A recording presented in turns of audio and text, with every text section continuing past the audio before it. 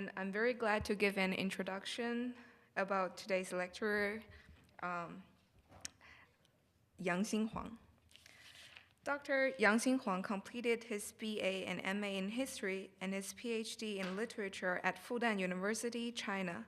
Being a professor and a head of curatorial board in the Shenzhen Museum of Art, Dr. Huang has curated and presided over several exhibitions about mid-ancient Buddhist statue, including mid-ancient stone-carving Buddhist relics on earth in Sichuan, mid-ancient jade Buddhist statue on earth in Quyang, selected collection at the Beijing Palace Museum, propitious clouds holding up the Mount Cumulama, selected artworks of Tibetan Buddhism, and mandala, Famen Temple, and the esoteric Buddhist art in the Tang Dynasty. He wrote the book Mantra, Image Magic, The Impact of Esoteric Buddhism on Literature in the Middle and Later Tang Dynasty, and he has also published several influential papers in the field of Chinese art history. As an international student coming from China, I'm very glad to have Dr. Huang here, and I'm proud but very nervous to join him in sharing our flourishing historical Buddhist art with Cranbrook. Buddhism has long been a cultural symbol for most of the Asian groups, and I think understanding it is not only an appreciation of the past, but also an opportunity to help us realize who we are and where we want to go in the world. I believe that today's lecture will enrich and diversify our art dialogues, and I hope that you guys will all enjoy it. Now please join me in welcoming Dr. Yangxing Huang.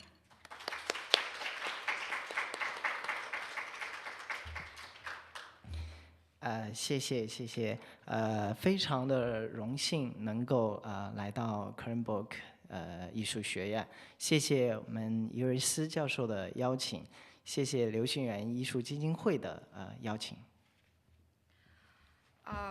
Thank you everyone to give me such an opportunity to have a lecture in Cranbrook Academy of Art. And I want to formally and sincerely extend my gratitude towards our heirs and also the Xinyuan Liu Art Foundation that sponsored my speech. OK， 也谢谢李老师，还有我们尹清姐这几天的这个努力，谢谢。OK， 那让我们来开始今天的讲座。我今天给大家带来的是一个关于我的近期的一个研究，元代景德镇青白瓷塑像与藏传佛教艺术的一些关系。Today's lecture is based on my most recent research based on a perspective on the Qingbai porcelain statues in Jingdezhen in the Yuan period and the Tibetan Buddhism. 刘宪老师曾经在元代青花的这个花纹与其相关技术的研究中提到，元代帝王的宗教信仰跟他的这个佛教信仰实际上是密切相关的。当我们在注视在元青花的这个纹饰的时候，我们会强烈的感受到藏传佛教对于匠作院、对浮梁瓷局，或者说对景德镇的这个瓷器产生的重要的有深远的影响。What we can learn from the Yuan dynasty's religious belief and the art and the techniques in the porcelains, we can learn from that, and we can understand how those Tibetan Buddhist art that have an influence on our art and art practice. OK， 我们可以看到这个元青花上的这种装饰，比如说金刚杵，这个在元青花当中是非常常见的一种藏传佛教的法器装饰。What we can see in the picture is a pattern that is frequently arrived in the porcelains from the Yuan dynasty, and this is a very powerful thing that we believe can ward off the evil spirit. 那么在元青花当中，我们有很多学者研究过它的藏传佛教艺术相关的内容。那么在元代其他类型的瓷器，比如说青白瓷器，还有其他瓷器当中，其实也有一些和藏传佛教非常相关的、非常有很深的渊源的。那么这是我的现在的一个研究，今天的一个演讲的一个内容。The main idea that I'm going to address today is that there is a lot of technique and the art patterns, features that in the blue and white porcelain, that they have a very close relationship with the Tibetan Buddhism. 那么关于这个青白瓷塑，元代的青白瓷塑像呢，其实它是一个中国传统瓷器的一种工艺的一个延续。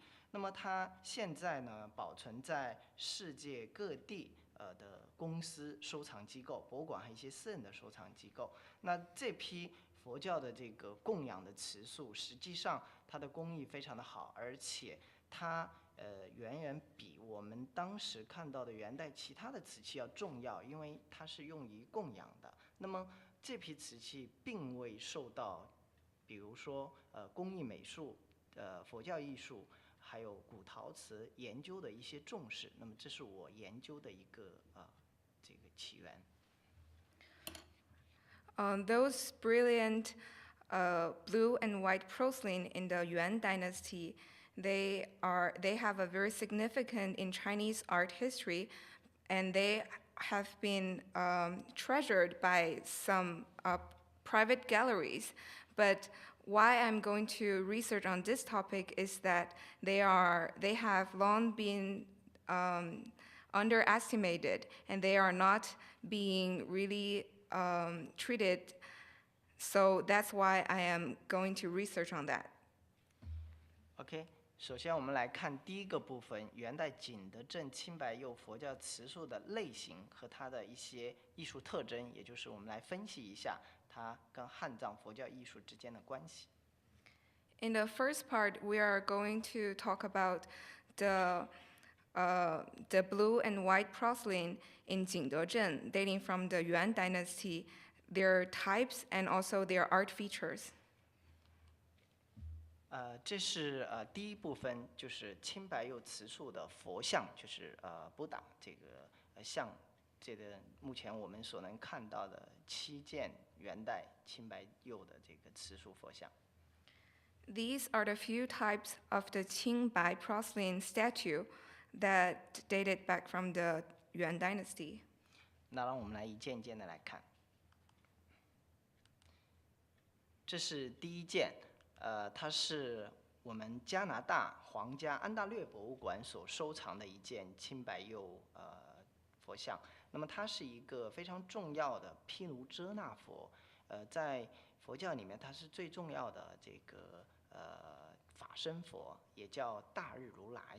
那么它的这件佛像的一个非常重要的特征，就是它头上的整个发髻是用尼藏，就是尼泊尔西藏风格的，包括它的这个髻珠，下面呢衣纹呢又是属于汉传佛教的。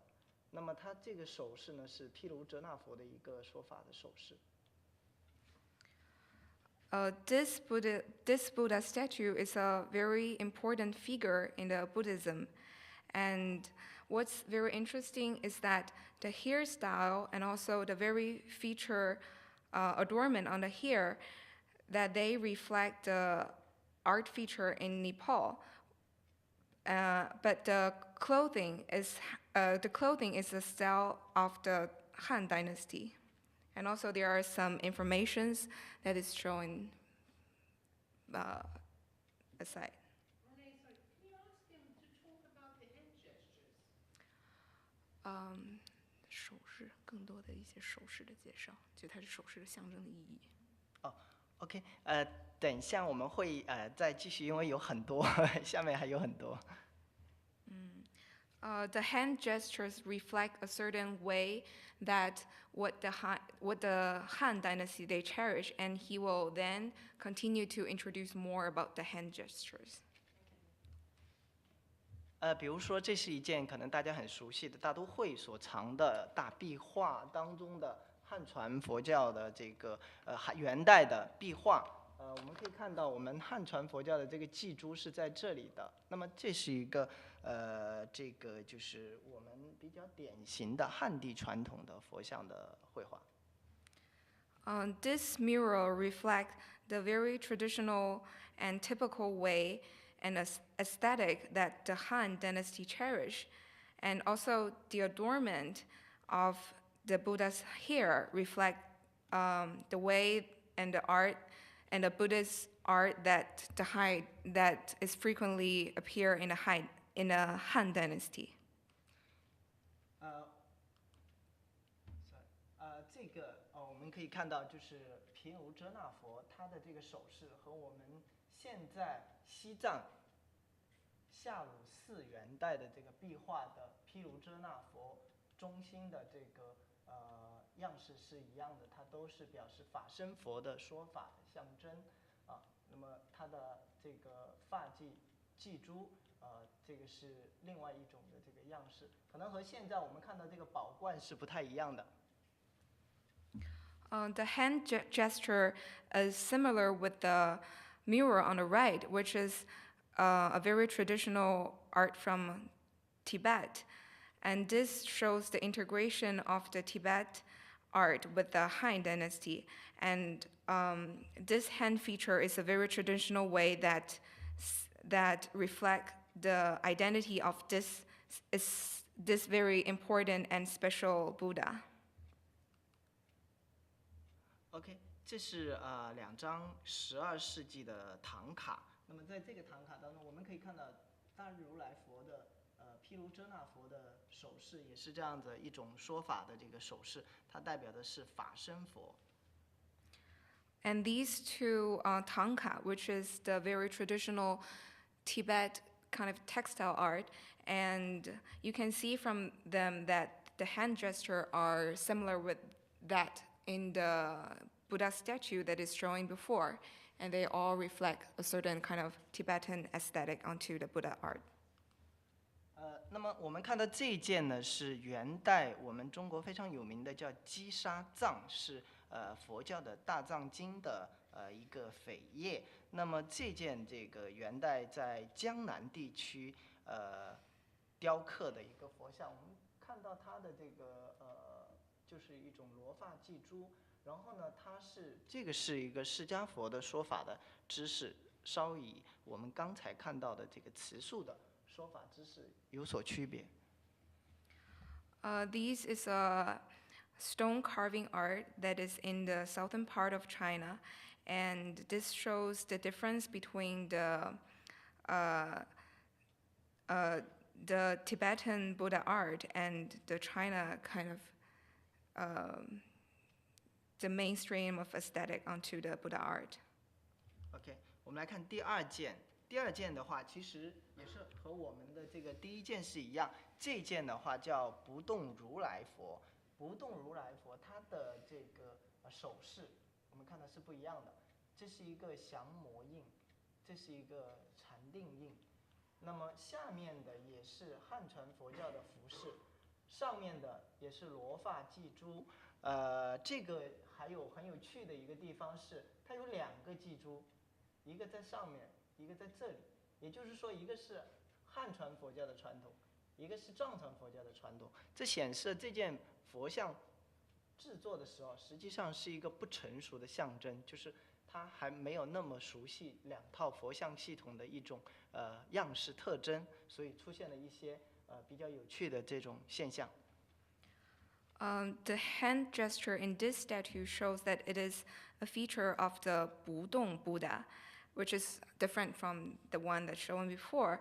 And what's very interesting in this part is that you can see from the hair adornment that there are 2 adornment on its head, which is a kind of mistake because it shows the status of transformation of the integration of 2 different Buddha art system, because the one that is in the very front of his head shows the aesthetic from the Tibetan Buddha art, but the one that is on the very top shows the Han system of Buddha art. So this shows that there is a immaturity of the transformation.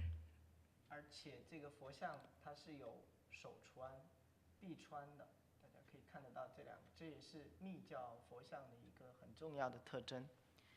And a bracelet on the wrist and also the arm, it shows the typical feature of the esoteric Buddhist art. 那么这里我们也可以看得到夏鲁寺元代西藏夏鲁寺壁画当中的不动佛，它也是禅定印，这个降魔印、禅定印这样的一种样式手印。那么还有像元代北京的居庸关的十方佛也有这样的手印。These murals and stone carving also shows the image of the Budong Buddha, and also you can recognize its identity from its hand gesture and the way that it is sitting. 这是另外一件，这件也很有趣。这件也是和上面的几件有点相似。下面的这个部分的话，是一个汉传佛教的袈裟样式，而且它还有偏山。整个的这个艺术特征，它的这样一种这个衣纹的处理，都是汉传佛教的。那么脸部和罗发的这个处理又是属于当时的尼藏风格的。那么这里也很有趣，就是它的这个祭珠，它实际上是放在这里的，这是还是我们汉传佛教的传统，所以这一件呢和前面的几件也一样，它还处在一个风格的逐渐的融合期。You can see that the creases on the cloth and also the draping, the creases of the clothes reflect the feature of the Han Buddhist art. But in this statue, the hair adornment also shows the immaturity of the integration of different cultural group. 这件佛像的话，它也是有手穿、臂穿。手穿和臂穿，所以也是密教佛像的一个非常重要的特征。这是刚才我们看到的几件，都是密教当中的五方佛，就是东南西北和中央的这个5个方位的佛。The bracelet and also the arm kind of adornment also shows the feature of the esoteric art.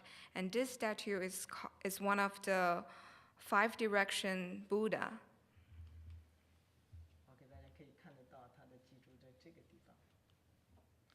So this is where the hair adornment is. 我们还可以看到相似的这个佛像的唐卡，这些说法的手印都是一致的，就是和我们刚才看到的这个慈树佛像是一致的。We can also see from these murals that the hand gesture are the same with the Buddha statue. 这个元代的夏鲁寺的壁画，它是一个五方佛的壁画，也是一样的。看到我们这个说法的特征，还有首都博物馆所藏的鎏金铜佛像，所以不同的材质上，它的同样的这个佛像，我们是可以找到很多相似的特征的。Even in different art types, for example, the mural and the statue, and also different technique. For example, on the right, the gold glade kind of statue, and they all reflect the same image of the Buddha. OK， 让我们看大英博物馆的这件藏品，它也是一样的特征，祭珠在顶上，罗发，那么下面的话也是有偏山的汉式的袈裟。那这件的手印是降魔印加禅定印，这类形式的话，它应该是它的手指这个伸开的更多一点，我们把它判断为释迦佛，当然也有一定的争议。There are frequently debates onto the identity of this Buddha. Some says that because its hand is more stretching out, so they say that it is a Shijia Buddha. And also you can see from the clothes and also its hair adornment that it also reflects a certain aesthetic of Yuan dynasty. 那么我们可以看到当时比较确定的这个释迦佛的形象，这是比较典型的梵像，也就是说受着外来风格尼泊尔风格影响的一种佛像，它的祭珠是在上面的。那么但是它是没有偏山的，是采用一种尼泊尔的贴身的这种袈裟处理，它的台座仰伏莲瓣，就是双莲瓣的这种形式，也是当时尼藏风格的。These are two very typical, typical image of the statue that is very much influenced by the Nepal kind of art style. And you can see that the clothes is very closely stuck to the body, and also the hair adornment is on the very top of his head. So these are two reference. OK， 这是一件就是具有相同风格的阿弥陀佛，就是西方的这个佛，也是元代我们内蒙古地区出土的。On the right is a very traditional Amitabha Buddha, which is honored in Mongolia. 那么我们再来看这件是我们上海博物馆所收藏的这个药师佛像。那么它的很重要的特征，一个是这个手上拿了一个东西，这个药果子是可以给所有人治病的。那么他手上本来还有一个钵，但是现在没有了。那么手的臂穿、手穿都是。整个衣服呢是汉式的这种衣纹的这个处理模式。但是呢脸部和罗发以及髻珠的方式是藏传佛教的样式，而且它非常注重身体的结构、形体的这种美感。This Buddha is a master of medicine, and you can see from its hand that there is a mystery fruit that we believe that it can bring luckiness to people. And there used to be a bowl on its hand, but now it's missing.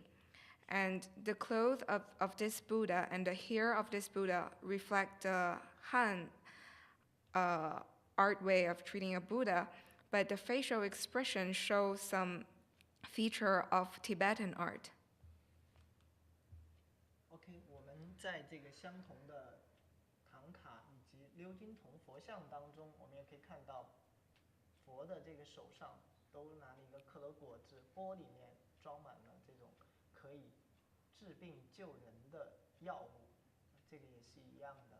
这都是元代大概12、13世纪这个药师佛像。In these artworks, the bowl and the fruit in the Buddha reflect its identity, and they also have the feature of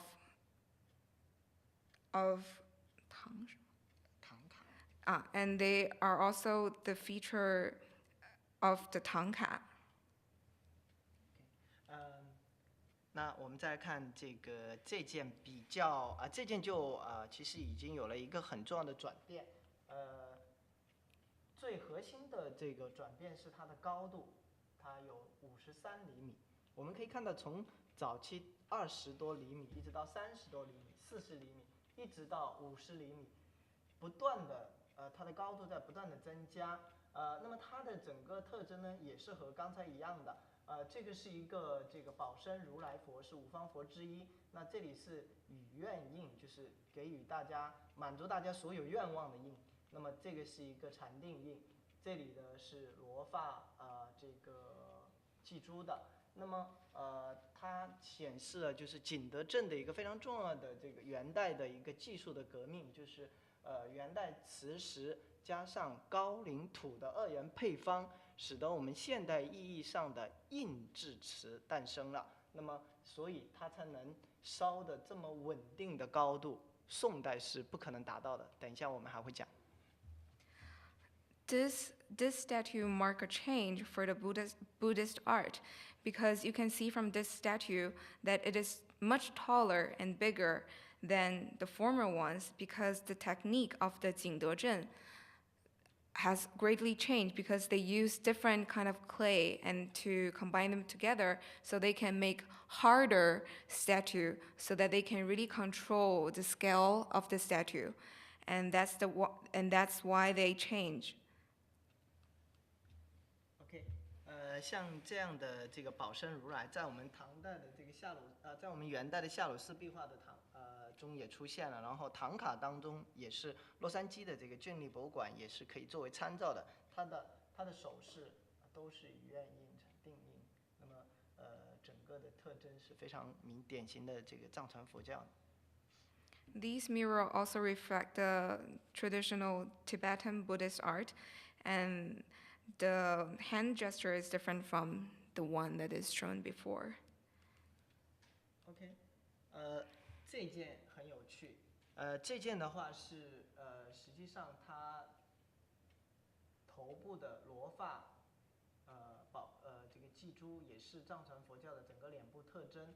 那么它是用了另外一种技术叫干漆技术，中国传统的就是在瓷器上它还加了漆，然后又进行了描金。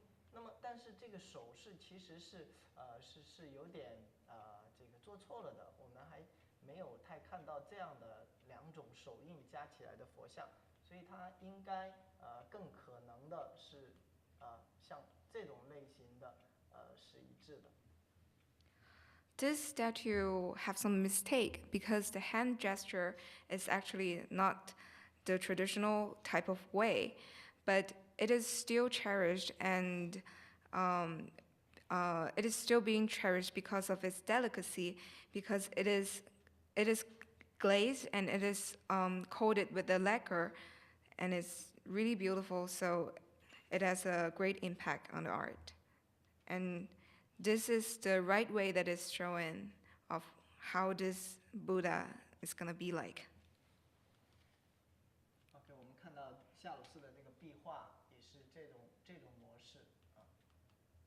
那么我们可以看到这个夏鲁寺壁画的五方佛，5个方位的佛，就是南方的宝生佛，东方的不动佛，中央也就是正中央的毗卢遮那，就是大如来佛，西方的阿弥陀佛，北方的不空成就佛。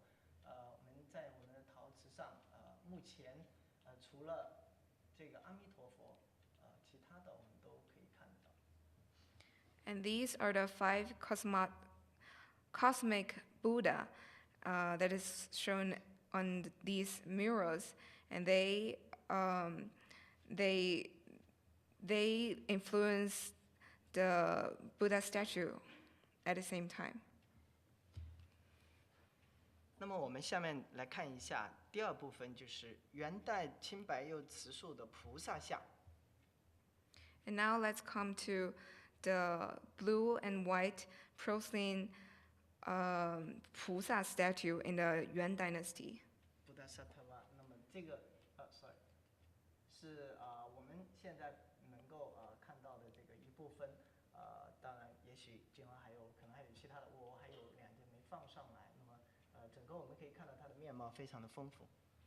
You can see the change that in this period of time, the Buddha statue, actually the Pusa statue, they are more delicate with a more detail because of the development of the technique. 我们看这个是南宋 dynasty， 是南宋时代的这个瓷塑，跟我们看到的元代瓷塑是非常这个具有典型的不同风格的。This is the Buddha statue in the southern Song dynasty, and this image is quite different from the Yuan dynasty because they are more dynamic in their body parts, and here the image is more realistic. OK， 那我们就也来一件一件的来分析。那这一件的话，就是我们看到比较早的元代的这个瓷塑菩萨像，那它的整个风格其实还是有宋代的风格的一个延续。无论是它的高度都只有29.8厘米，那么它的整个冠饰的风格、衣纹、姿势都是宋代风格的一种延续，但是它有出现了元代的一些特征，比如说这2个如意圆纹的这个披肩，那么它是典型的元代的风格。This shows the typical way of the Song Buddhist statue, but it also inherent some feature from the Yuan Buddhist statue. For example, the circled part, its body adornment. OK，我们可以看到，宋代这个菩萨像的和我们刚才看到的这两件，其实是这一件是很相似的。These two Buddha statues also share a similarity that you can see from their gestures. 那铜佛像，元代的铜佛像也有这样一种类型的，就是抱着这个垂膝盖的这种菩萨像。The posture of this statue also reflect the traditional way of Buddha. 我们来看第二件，这是 V&A 英国维多利亚与艾伯特博物馆所收藏的一件，它的高度也只有26.7，所以我们看看这个还是比较早期的这种元代青白瓷塑，但是它比刚才这件釉色上又前进了很多，而且它的这个肩上也是有如意圆纹的这个披肩的，它的姿势是很放松的，是我们南宋的很常见的像水月观音式的这种姿势，脸部的特征已经在趋向于元代了。The scale of this statue and also the body adornment of this statue show a return of the Yuan Buddhist art, but the technique is more advanced compared with before, and also the facial expression show the aesthetic of Buddhist art in Yuan dynasty. 我们可以看到这样的这个坐姿的菩萨，在从宋到元代都是比较流行的一种菩萨的这个形象。These are the development of the image from Yuan to Song dynasty. OK， 我们来看第三件，这件是很有趣的，就是我们看到它这个整个的脸部的上面的这个冠饰和它脸的特征，实际上是很典型的这个藏传佛教的风格，但是它下面的这些又是我们比较典型的宋代的瓷塑的这个风格。特别值得注意的是，它身上的这个所谓璎珞，又是一种元代出现的一种风格，就是元代藏传佛教的。所以这件的高度也只有32，所以它也还是早期在这个从这个宋代的这种风格向元代的风格转变的一种过渡产品。The head adornment and also the facial expression shows the style of Tibetan Buddhist art, but the gesture shows the Yuan aesthetic of Buddhist art, and also the clothing and the clothing reflect the Buddhist art in Song dynasty. So this work shows the integration of different cultural group, and also it shows the status of transformation for different dynasties. OK， 我们可以看到元代也有这种风格，那么它的脸部特征跟刚才这个是很相似，当然也有这样一种就是汉式和汉代的这样一种就是中国传统汉族的这种风格艺术特征，这个但是发髻又是藏传佛教的，就是这个混融了。那么南宋的话，这种样式还是比较中国的这个汉地传统的。These facial expressions show the integration of Yuan, Song, and Yuan Song dynasties Buddhist art, and the Southern Song dynasty's Buddhist statue shows the mainstream of Chinese art. OK， 我们来看这件非常重要，这件是我们广告的这个封面。但是呢，它被翻转了。那实际上它正确的姿势应该是这样子，和我们刚才看到这个姿势有点相同。那这件很重要的是，它的年代有具体的年代，就是大德2年或者是3年8月是吗？那么这就是1298或者1299年，也就是说这么高的，而且它的通高是51.4，那么这么高的这个佛像。这个时候就非常成熟了，它的无论是它的这个身体的这种比例璎珞都是藏传佛教的。我们看到它脸部的这个艺术的这种表现模式也是藏传佛教的，包括这个冠饰。This statue is very important because its height and also the specific time that it is produced and the maturity of the technique and also the beauty of the craftsmanship also shows the traditional Tibetan Buddhist art. OK， 我们可以看到它的这个整个前面胸前的这样一种这个璎珞样式，实际上是无论在何种材质上都可以看得到的脸部的特征，还有它的宝冠。Whatever the material and the technique, you can see the similar body adornment and also the hand gestures of the Buddhist statue. OK， 这个也是一样，这个比较有确切纪年的，这是大德9年，也就是比刚才我们看到的这个晚几年的作品，它的整个这个璎珞脸部特征都有很多接近和相似的地方。This statue also shows some similarities with the work before. 那么另外一件和这件是和我们刚才看到纳尔逊 Kansas 纳尔逊博物馆这件很相似的，就是瑞典的这一件。那么这件的话，它的这个风格，我们可以看得到下面的这些衣纹还是有很多这个汉传佛教的风格，但是这些璎珞还有它的腹部的处理以及这个胸部的这个表现，冠饰、发饰都是和藏传佛教比较相近的。The clothing of this work shows the Buddhist art in Han Dynasty, but the body part, for example, the breast, the belly, and the hairstyle shows the Tibetan Buddhist art. 那么大家可以看这件就是很有趣的这个藏品，就是属于的元代非常重要的和尼泊尔的这种风格艺术结合的，是用中国的干漆技术，但是制造的是尼泊尔的样式的佛像，所以它是一个尼泊尔中国风格的一个菩萨像。当时认为它应该是元代非常重要的这个艺术家叫阿尼哥所制造的。This work shows the combination of the Nepal art and also the art in the Yuan dynasty. The image of this Buddha is influenced a lot by the Nepal art, but the technique is from China.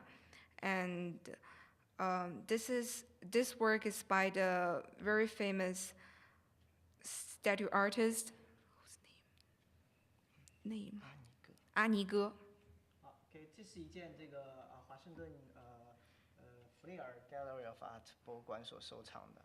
那么我们来看一下它的，你看它的整个发饰的这种处理和刚才这件瓷塑其实是比较相似的，在脸部的话也是做了一些微调。You can see that the hairstyle is more similar with the right one, but the treatment of the facial expression have changed a little bit. 好，那么这件的话是另外一件我们北京故宫博物院所收藏的青白瓷塑，它的整个风格其实也是处在像元代比较典型的这个藏传佛教汉藏融合风格的一种转型时期。它的宝冠可能失去了，那么它的脸部的话也是藏式佛教的一些特征。那它的衣纹呢，就是显得更加的精致，大的这个天衣整个走向了元代非常华丽和精致的这种风格特征。The clothing and the hairstyle reflect the luxurious aesthetic in the Yuan dynasty, and actually the head part, the hair part is losing in this statue.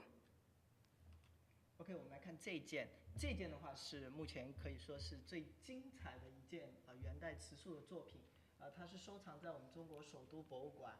大家可以看到，它是出土的一件，出土在元大都的城址范围。那么它在这个整个上面的这部分宝冠，脸部、璎珞都是采用的这个完全藏传佛教的这个风格，而且这个下面的这个整个，但是下面整个处理的话又是比较这个汉传佛教我们常常看到的水月观音的这个形象，就是 Water Moon 这个形象。那么这里还有一个很有趣的这个地方，就是我们可以看到这两种这个跟元代夏鲁斯壁画的对比，可以看到它脸部特征其实非常的接近。它还有一个很有趣的地方，就是它的整个的宝冠是分开来烧的，是不是合在一起的？它是可以拿下来的，这个是分开来烧的。In this statue, the hair adornment and the head is fired separately because it is very delicacy, and also the statue is very big, and it applies different kinds of technique, and it also shows the beauty of symmetry, balance, and harmony. And it is a very significant work in the Chinese Buddhist art. 所以我们可以看到这件的这个高度，它也是67，大家可以看到它的高度是67，所以是目前所看到的这个相对来说比较高的。The statue is probably the highest statue that we kind of discovered. OK， 我们来看下面一件是法国集美博物馆所收藏的元代的青白瓷塑，它和刚才我们看到那一件的衣纹的精致程度来说是比较相近的，但是它是家父座，就是禅定印。脸部的特征让我们想到了这个蒙古的这种皇后的这个咕咕冠的样式，它也是很高。在这个上面可能它应该是有一个宝冠，但是它应该是分开来烧的，所以它没有了。但这个整个华丽的这种璎珞的装饰是这个藏传佛教的这个风格。The delicacy and the luxury of the clothing shows the Tibetan Buddhist art, and the hairstyle and the face reflect the image in the Mongolia aristocracy. 这件也很有趣，也和我们刚才看的这件其实也是比较相似的。这件是2005年苏富比拍卖的，当时的成交价格是192万英镑。这个也是非常高的一个价格，它的高度呢是67，和我们刚才这个景德镇首都博物馆所收藏的这个瓷塑是一样高的，也是非常高大的一件。它整个也是衣纹下身的这种天音非常的精致，脸部的特征也是沉丝状，还有它的发髻也是藏传佛教。This statue is a very typical type of the Yuan Buddhist statue, and it has been sold in the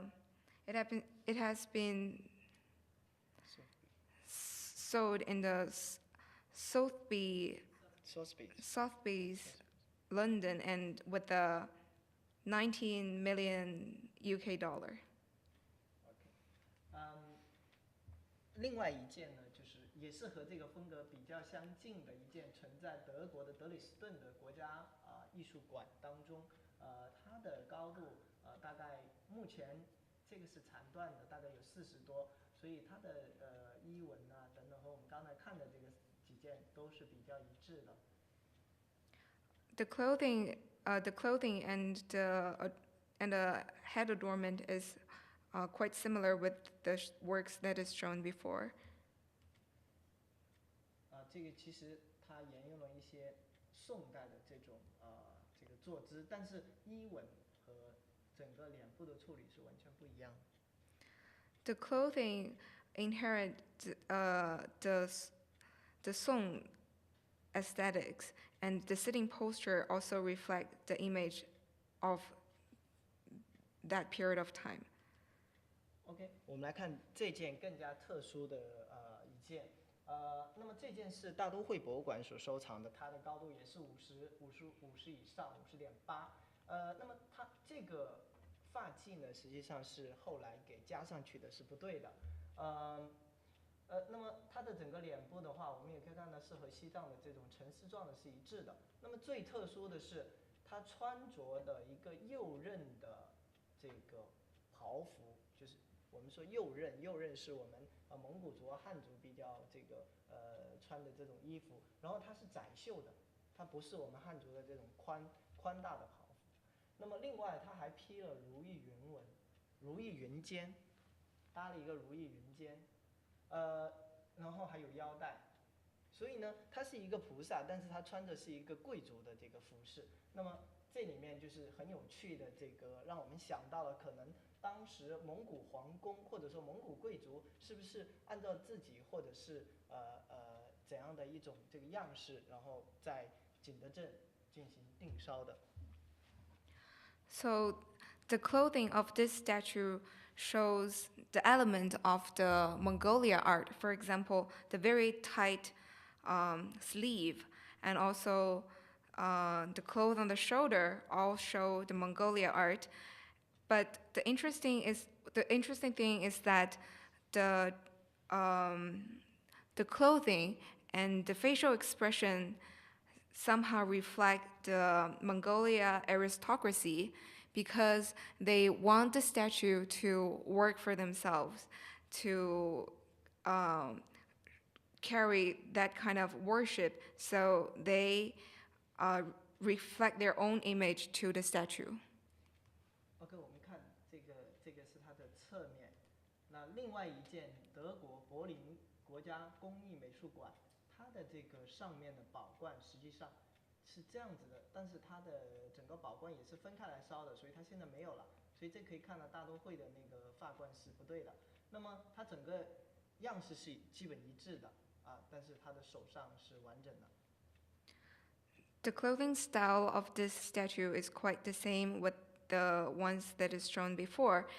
And in this statue, the hair and the head adornment, they are fired separately. And also the part now is losing. And it's actually a mistake because it's not the traditional way of Buddha. 所以这是非常有趣的一个现象。那我们可以看到，这个是蒙古的这个皇帝。那么在大都会的博物馆当中所收藏的这件大威德金刚曼陀罗当中，就是两位皇帝，这是两位皇后。那我们刚才看到的，他们所穿着的就是右衽的这个窄袖的这种袍服。You can see from these murals that the clothing, the Mongolia traditional clothing that is in this mural also appear in the Buddha that is shown before. 这是在敦煌，中国甘肃敦煌所看到的蒙古贵族的供养人像。那么它就是加了云肩的腰带，然后戴了这样一种这个圆带的这个帽子。那么这里也是一样的，有窄袖的这种袍服，然后加云肩。所以这是一个我们看到菩萨的这个样子，实际上是一个蒙古贵族的这种打扮。And these two pictures shows the Mongolia aristocracy style of clothing, and you can see that it shares a similarity with the statue of that period of time. 那么当时在西藏的14世纪，也就大概这个元代的这个中后期，我们所看到的这个三尊鎏金铜像，布达拉宫所藏的，这是松赞干布像，这个是他的两位大臣，一个是禄东赞，一个是桑布扎。但是实际上我们现在已经无法区分哪个是禄东赞，哪个是桑布扎。但是呢，我们可以看得到，作为两位宰辅大臣，他的身上也是有云肩的，他们也是有腰带云肩。那这也是可以说是当时的一种这个皇室贵族或者是大臣的一种象征。These three gold-plated Buddha statue in Tibet also their clothing style also shows the Mongolia aristocracy style. OK， 我们来看一件更加特殊的，这件呢是我们离得我们这里并不远的地方，是菲尔德 Museum of Natural History 那个所收藏芝加哥。那么它的这个整个就是一个纯粹的藏传佛教的风格，这件也很高，它也有60-70，那么它是一个菩萨形象，我们可以看得到这个整个这个璎珞啊，还有脸呐、还有它的这个整个冠饰都是藏传佛教的样式。还加了头光和背光。This is purely a reflection of the Tibetan Buddhist art, including its clothes and the hair adornment. 可以看得到它的这个整个形象和我们当时看到这个也是很相近的。我们来看另外一件，就是保存在德国德里斯顿国家艺术馆的。刚才有一件，那么这一件呢也是非常典型的藏传佛教的这个风格特征，就是比较纯粹的，它的这个发冠，它的脸部特征，它的整个璎珞，它的身体的这种上面的这种裸露，加了一点胚帛的装饰，都是藏传佛教的风格。This statue also shows the typical style of Tibetan Buddhist art. The head adornment, the clothing, and the face. 你可以看得到和当时这个夏鲁斯壁画这些都是非常这个相近的，它一些装饰样式。And these are some references of the Tibetan murals. OK， 这是它的后面还有3个小的这个位置，可能是它加背光和头光的一个位置。These are different directions of the statue, and the little holes, the tiny holes on its back, is probably the place where they add the light behind their body. OK， 这是大概当时元代民间受藏传佛教宫廷艺术影响的一些这个瓷塑。These are the statues produced by the non-governmental folk group in Yuan Dynasty, 比较小。and they are quite small. OK， 我们再来看最后一件罗汉的这个瓷塑。And now we come to the Luohan blue and white statue. 藏传佛教在元代的时候，把汉传佛教的18罗汉的图像艺术引入到了这个藏传佛教的系统。In Yuan Dynasty, they inherit the 18 Luohan into, they inherited and combined it with the Han Buddhist art. 这件就是我把它定为这个罗汉像的，就是藏传佛教罗汉像的哈香。那么它之所以不是弥勒，那么不是我们通常汉地讲的这个弥勒菩萨，它有几个典型的特征：一，它身上有3个小孩另外，他手上拿了一个石榴一样的东西，还有他是一个坐姿的。那么他没有布袋，一般我们看到的弥勒都是有布袋的，所以这是一个在藏传佛教艺术当中比较常见的形象。I clarified this statue into Haxiang Buddha instead of the Mile Buddha, because the image is quite different, and there are 3 little kids on his body, and also it has a large bag on him, so it's quite different from the image of the Mile Buddha. 而且它是出土在内蒙古很远的一个地方。And it is also unearthed in the very far remote place in Mongolia. 我们看到这个福建省元代这个至正初年的这个他们定为布袋和尚的这个像的话，他手上拿着串珠，也有3个小孩。And this is also another reference of this Buddha. You can also see the 3 little kids and also a cotton bag. 我们再看就是洛杉矶艺术博物馆所收藏的一件研究员定为元代1300年到1350年左右的一个18罗汉像。那我们可以看到这个哈香，这就是18罗汉当中的哈香，他也是身上爬了好些小孩的。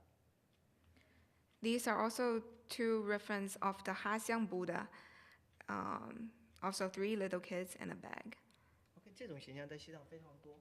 And this image is frequently appear in the Tibetan Buddhist art, 当然主要是在明清时期。 but is mostly appear in the Ming and Qing dynasty. 还有一些不是青白瓷的，比如说这个铁绘的这个佛像。 And there are also some statues that is not made of the blue and white porcelain, and this one is imprinted with the iron. 它是很高的，这个仅仅是这个头像就高17.8厘米。 And it is very tall.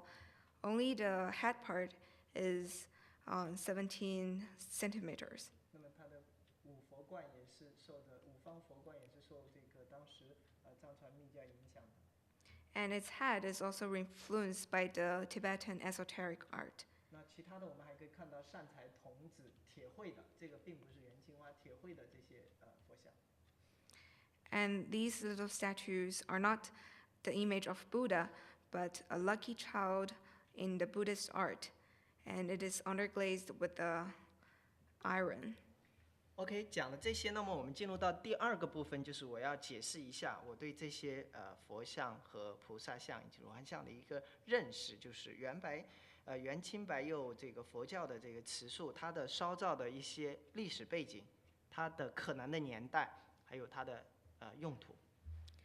And now I want to come to the second part, which is some of my explanations and understandings onto the Buddhist art and technique in the Yuan dynasty.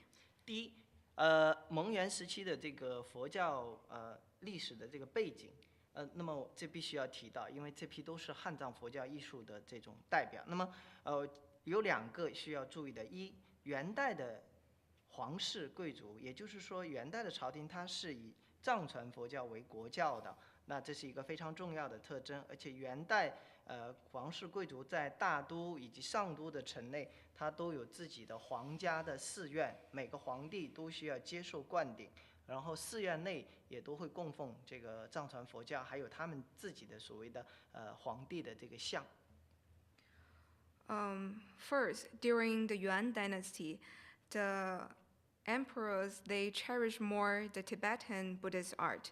So in their palace, they always have the Buddhism statue with the Tibetan Buddhist art. 那么第二点，蒙元时期它非常重视工艺的技术，所以它设立了一些工艺机构，比如说诸舍人将总管府，它下面呢就是掌管的北宫的这个技艺，铸造各种这个器物。那么其中有一个叫梵象提举司，还有像画局，那么它就是专门制造这个佛像的，特别是具有这种尼泊尔风格的佛教这个艺术的这个佛像。The Yuan dynasty cherish and put more significance on the technique of the Buddhist statue, and they even set up the special organizations or institutions to produce these porcelain statues, and they appreciate the Nepal aesthetic of Buddhism. So 从元代早期开始，比如说至元12年，他就设立了诸舍人将总管府。So they open up this organization from their very early year of government. 那这里我要介绍2个非常重要的艺术家，就是因为他们的这个，当然他们是2个杰出的代表。第一个是阿尼哥，这是来自尼泊尔的艺术家，这是一个在当时元代初年具有非常大的影响力的人物，他掌管了诸舍人将总管府和领将作院士，也就是说当时主要的工艺佛教类型的这个佛像的制作、法器等等，都是他来主持，他来这个领导的。And now I want to introduce 2 very significant artists during this period. The first person is Anige. He's from Nepal, and he presided over the art practice of producing Buddhist statue at that time, and he bring a lot of the elements from Nepal and influenced a lot. 第二位呢，就是我们汉地的这个艺术家刘源，但是呢，他是向阿尼哥学习的，也就是说，阿尼哥是刘源的老师，他是学习汉地的佛像在先，那么又学习所谓西天梵像，就是属于尼泊尔这个风格的印度的佛像，那么他把汉传的佛教艺术和尼泊尔的这种佛教艺术结合得非常好，因此他成为我们汉藏艺术的一个最具有代表性的艺术家。And the second artist is Liu Yuan. He is a Chinese artist, and he learned from Anige, and he combined the Nepal art with the Han Buddhist art, and he contributed a lot to the integration of these two Buddhist art style. 当然还有 Something funny, just because yeah, we might listen. I mean, all the Buddhas we saw before were clearly not gendered, but here we all of a sudden see a woman and a man. Can you explain some more about that? All the first ones really beautiful Buddhas, they were so ungendered that you could not tell whether they're man or women. And here this changes. But there was also a change that when the Buddhas got fatter, they got happier, they had a smile on the face. Can you talk a bit about that? Later or never? 就是之前的很多的这个佛像，它是没有性别区分的。但是为什么越来越发展之后，它开始有了性别的区分，或者就是说它的那个身体的形态更加，比如说像弥勒佛，它比较富态，然后这个表情非常的开心，为什么会有这样的一个变化？这是一个非常非常复杂的问题，也是一个很有趣的问题。我需要现在解释吗？ Maybe later. Can you point out which that you see is more gendered? Because Oh, just the image you have in front of you, that's a man and a woman, clearly. this one, Yeah, these are two artists. these are the artists. Yeah. Just artists. Sorry, these are the artists. So Sorry. yeah. OK， maybe 我接下来还会再解释一下。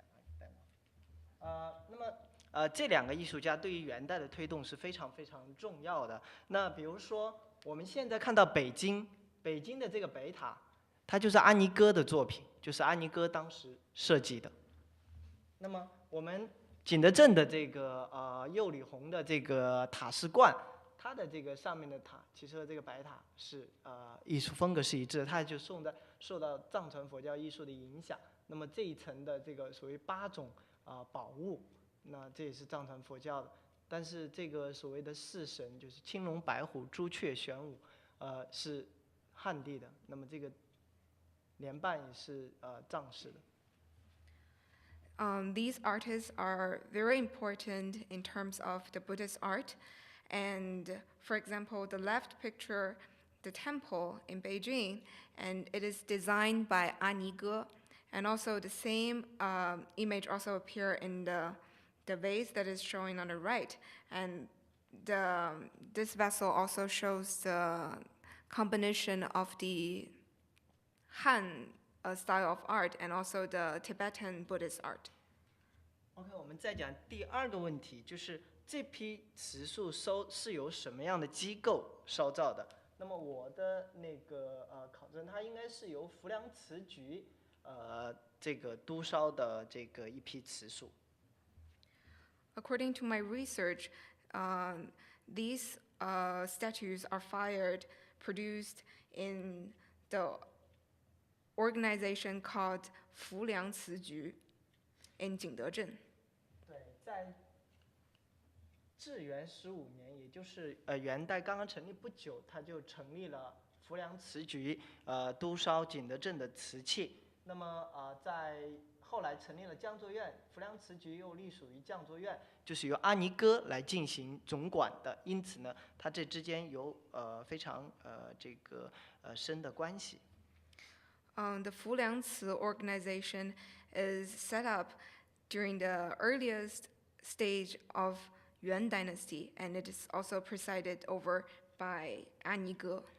所以这批瓷树特别是比较大型的瓷树，它应该是当时蒙古皇宫所需要烧造的，用于佛教供养的。然后呢，但是呢，它应该是由梵相提举司，也就是说有懂得这个藏传佛教艺术的这样的艺术家设计样稿，交由浮梁瓷局进行督烧，烧完了再拿到大都拿到皇宫来使用供养的。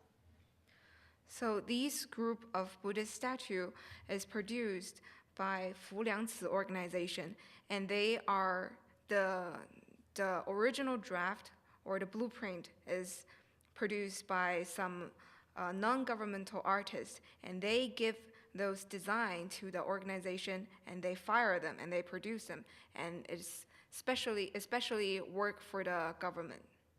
OK， 我们再谈第3个问题，就是它的烧造年代问题，这也是一个非常困难的问题。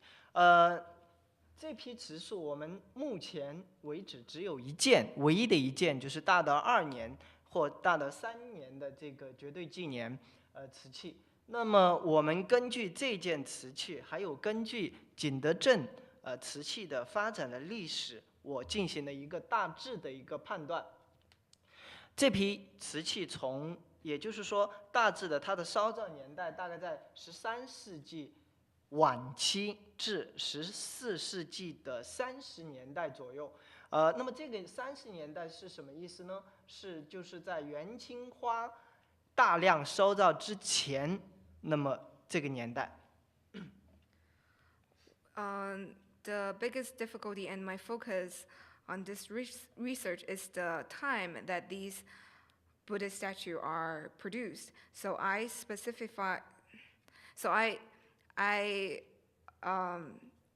define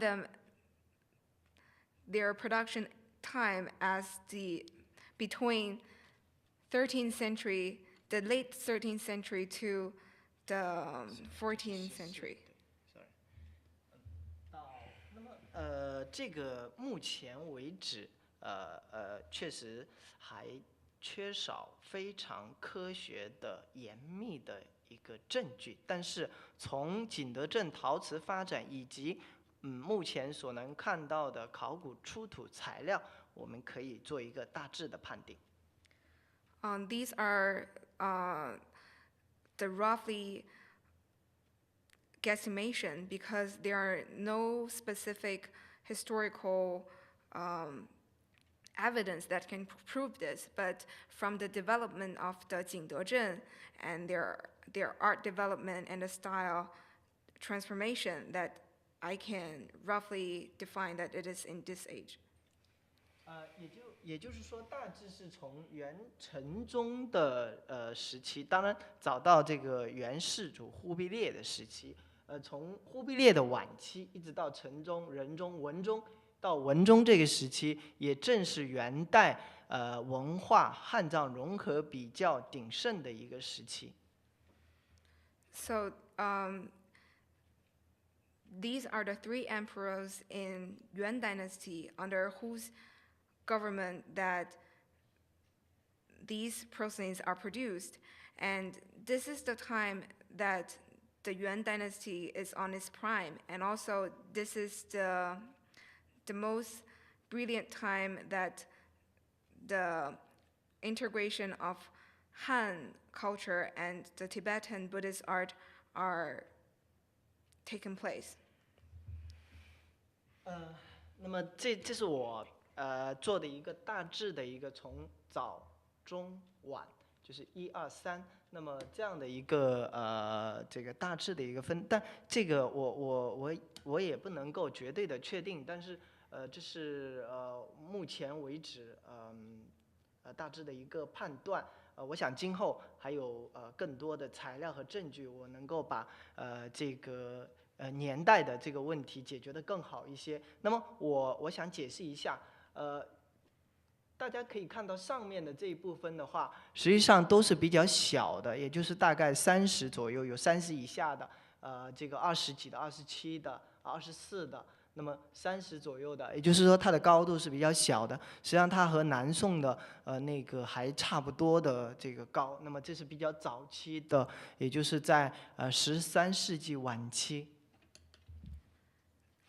These are my classification of the earliest, middle, and later time of the Buddhist art development. And the earliest stage, the statue of the earliest stage, they are quite small, and then it's become bigger and bigger. 那么中期的话，那么可以看到它的逐渐发展。像这一件就是有绝对纪年的大德2年，那么我们就可以把它放到这个大德2年的这样一个中间的期限。那这都是一些相同类型的，就是它还具有比较更多的具有藏传佛教的艺术的这个风格。当然，汉传佛教艺术风格也在渐渐发展。那么像这2个的话，就是典型的纯粹的藏传佛教艺术风格。我想它可能就是在这个大德年间的这个作品。During the middle time,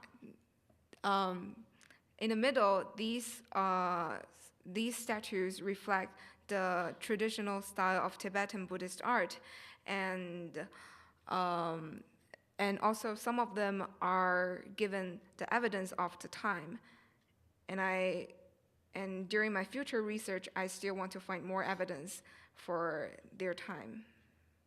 那么最后的一部分的话，它变得更加的这个大了，有更高的。那比如说这个就是67，这也是67，整个高度在变高，它的精致度和成熟度都更加的这个就是走向一种顶峰了。所以我大致的把它们放到更晚的时期，比如说它可能是刘元他们进行的一种汉藏艺术融合的这个成果，是在元仁宗还有元文宗这个时期。So as the technique greatly developed, you can see that those Buddha statues, they are becoming more and more elegant, and the sizes are much bigger, and they really show the maturity of the Yuan and Tibetan arts integration. 我想呢，这是一个就是我的初步的分类，但是我想我还需要更多的文献和考古的材料来继续的深入这项研究。也很有趣，就是说这些这个佛像的作品，它实际上也是反映了从元代藏传佛教不断的发展，然后汉藏之间不断的融合的一种艺术创作的一种脉络。In the future, I still want to research more and dig deeper about these Buddhist art. And now I think this classification shows the development of the Buddhist art, and also shows the more and more integration of the culture. OK， 我最后做一下我大致的一个总结。那么第一就是元代景德镇的这个青白釉瓷塑呢，它是由蒙古由蒙元的这个梵相提举司来进行，或者说画局来提供它的样本，然后再交由浮梁瓷局来督烧的。那么它大多呢，那些特别是那些大件的精美的，它应该都是直接服务于蒙元皇室贵族的藏传佛教寺院的一种供养，或者说宫廷的供养。那么由此也影响了民间的一些瓷塑艺术的发展。In conclusion, the blue and white porcelain in Yuan dynasty are mostly produced by the Fuliangci organization, and they work for the nobility and the feudal system, and they influence the ungovernmental folk art. 那么第二，元代这个景德镇的这批瓷塑呢，也是我们汉地传统的这个工艺与藏传佛教艺术以及蒙元文化多种文明的一种融合的产物。它的烧造年代大约从元世祖的晚期至元文中年间，也就是说13世纪晚期至14世纪的30年代，在晚期，也就是在元代的这个晚期，青花瓷兴起之后，这个青白釉的这个瓷塑系统就衰落了。